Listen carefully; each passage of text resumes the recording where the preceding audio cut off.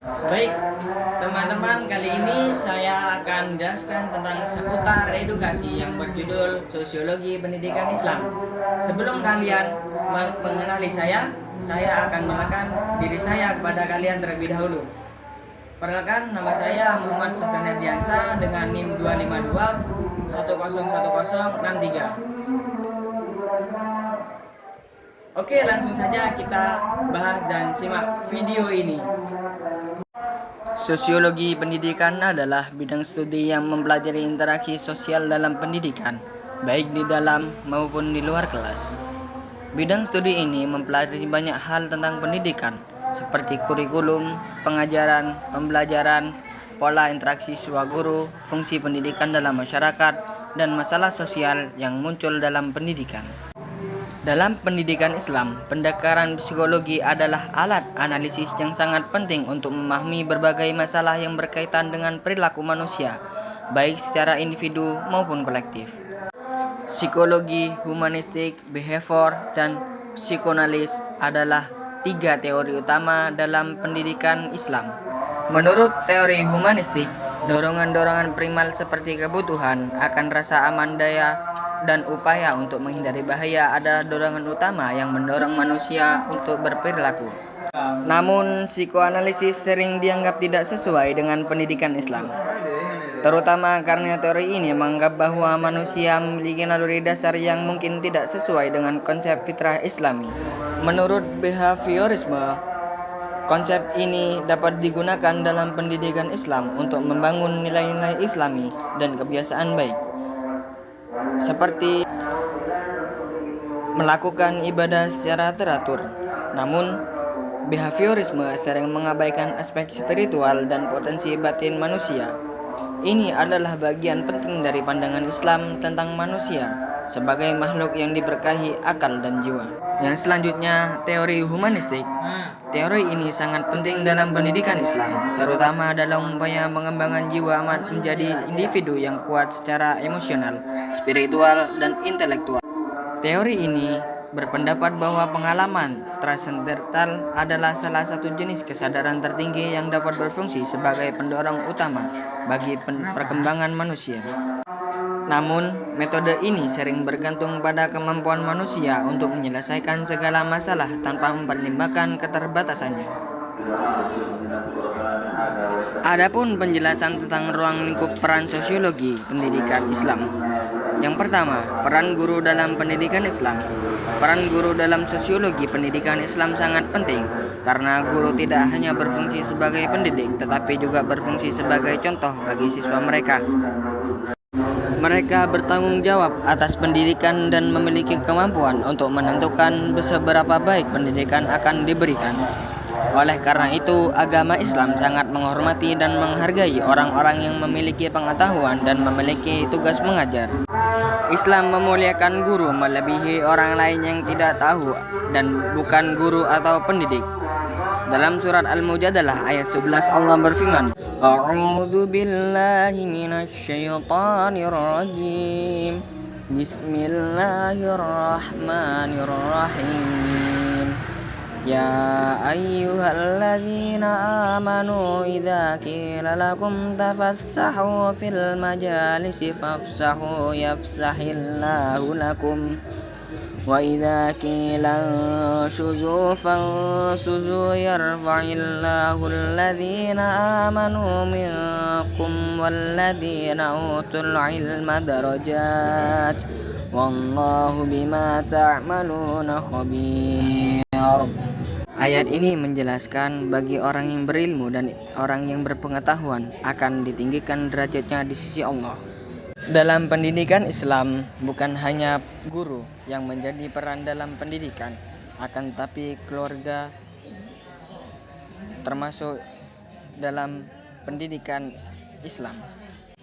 Karena keluarga adalah institusi pendidikan pertama, ruang lingkup ini menyangkut studi tentang bagaimana pola asuh keluarga dan lingkungan rumah mempengaruhi pendidik anak. Dan yang selanjutnya yaitu peran teknologi dalam pendidikan Islam. Teknologi semakin penting untuk pendidikan di era modern. Bagaimana teknologi seperti internet dan media sosial dapat membantu pendidikan. Ini mencakup penggunaan sumber daya digital dan platform pembelajaran online yang dapat meningkatkan akses dan kualitas pendidikan. Sehingga beberapa konsep penting yang berkontribusi pada pembentukan karakter siswa diberikan oleh sosiologi pendidikan Islam. Berikut ada beberapa tujuan sosiologi pendidikan dalam Islam. 1. Pembentukan karakter. 2. Menciptakan masyarakat yang adil. 3. Membangun masyarakat yang beradab. 4. Mengarahkan perilaku akhlak sesuai nilai sosial masyarakat Islam. 5. Perubahan sosial. Yang selanjutnya adalah tujuan sosiologi dalam pendidikan Islam. Sosiologi pendidikan Islam mempelajari bagaimana ajaran Islam mempengaruhi pendidikan dan masyarakat. Metode ini membantu kita memahami bagaimana nilai-nilai dan prinsip Islam yang mempengaruhi pendidikan dan bagaimana pendidikan dapat membentuk struktur sosial dan interaksi masyarakat. B. Sosiologi pendidikan meso atau menengah, yaitu menyelidiki bagaimana hubungan terjadi dalam suatu organisasi pendidikan. Sekolah dianggap sebagai organisasi yang bekerja sama dengan cara tertentu untuk mencapai suatu tujuan. Ini membahas struktur sekolah, peran serta fungsinya, dan bagaimana sekolah berhubungan dengan struktur organisasi masyarakat lainnya. C. Sosiologi pendidikan mikro, yang mana pada bagian ini membahas interaksi sosial yang terjadi di institusi pendidikan, sistem status, pengelompokan yang terbentuk di antara mereka, dan interaksi di dalam kelas, baik sesama siswa maupun siswa dengan guru. Secara keseluruhan, temuan penelitian ini menunjukkan bahwa menerapkan nilai-nilai Islam dalam sosiologi pendidikan di sekolah Islam tidak hanya meningkatkan moral siswa, tetapi juga menciptakan sistem interaksi sosial yang berbasis Islam. Yang selanjutnya, ruang lingkup pendidikan Islam. Sosiologi pendidikan Islam adalah disiplin ilmu yang mempelajari hubungan dan interaksi antara pendidik dan masyarakat dengan landasan nilai-nilai Islam. Ruang lingkupnya meliputi berbagai aspek yang saling berhubungan, seperti teori pendidikan, struktur lembaga pendidikan, serta pengaruh budaya dan tradisi dalam konteks Islam. Menurut para ahli sosiologi pendidikan terbagi menjadi 3 pokok pembahasan, yaitu A. Sosiologi pendidikan makro, dalam artian yaitu menyelidiki bagaimana pendidikan dan organisasi lain dalam masyarakat berhubungan satu sama lain, terutama yaitu digitalisasi dan globalisasi yang mempengaruhi cara mereka berpikir dan berperilaku. Namun dengan pendidikan yang tepat, terutama pendidikan Islam yang menekankan pembentukan karakter dan moral, generasi Z dapat mengatasi tantangan ini dan menjalani hidup dengan nilai-nilai yang baik dan bermanfaat bagi mereka sendiri.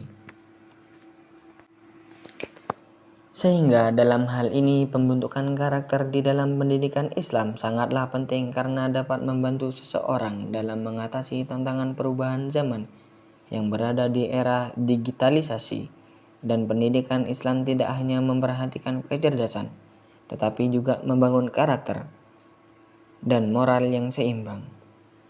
Ini akan memungkinkan generasi Z menjadi orang yang bermanfaat bagi masyarakat, agama, keluarga, dan diri mereka sendiri. Yang terakhir yaitu peran sosiologi dalam menghadapi perubahan zaman.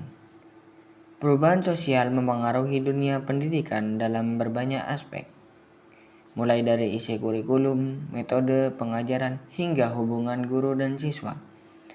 Perubahan sosial yang disebabkan oleh globalisasi dan modernisasi memaksa sistem pendidikan untuk terus beradaptasi. Hal ini tercermin dalam tuntutan pendidikan modern yang membutuhkan kemampuan dan teknologi. Maka dari itu, ada beberapa peran yang sangat penting dalam menghadapi perubahan zaman, khususnya dalam pembentukan karakter dan moral generasi muda. Ada beberapa faktor yang menyebabkan krisis moral yang dihadapi generasi Z, terutama yaitu seperti kejujuran, disiplin, tanggung jawab, dan kepedulian sosial diajarkan melalui pendekatan pembelajaran berbasis tarbiyah Islamiyah. Selain itu, adab dan etika Islam tercermin dalam hubungan siswa-guru, seperti menghormati guru dan membantu mereka. Yang ketiga, peran sosiologi dalam lembaga pendidikan. Dalam penerapan nilai-nilai Islam dalam sosiologi pendidikan di sekolah terwujud dalam 3 aspek utama, yaitu masuknya nilai-nilai Islam ke dalam kurikulum, penerapan nilai-nilai Islam dalam interaksi sosial di sekolah, dan penguatan karakter melalui kegiatan ekstrakurikuler berbasis agama nilai-nilai Islam yang diterapkan di setiap aspek kehidupan sekolah, bukan hanya di bidang agama. Masyarakat memainkan peran penting dalam proses pendidikan dan bertanggung jawab atas pendidikan non-formal. Pendidikan siswa yang tinggal dipengaruhi oleh masyarakat yang terdiri dari berbagai kelompok atau individu. Dan akibatnya, masyarakat bertanggung jawab untuk mendidik generasi muda menurut pendidikan Islam. Sebagai anggota masyarakat, setiap individu harus berusaha untuk meningkatkan kesejahteraan masyarakat dengan cara terbaik dan tertib dalam ridho ilahi. 1.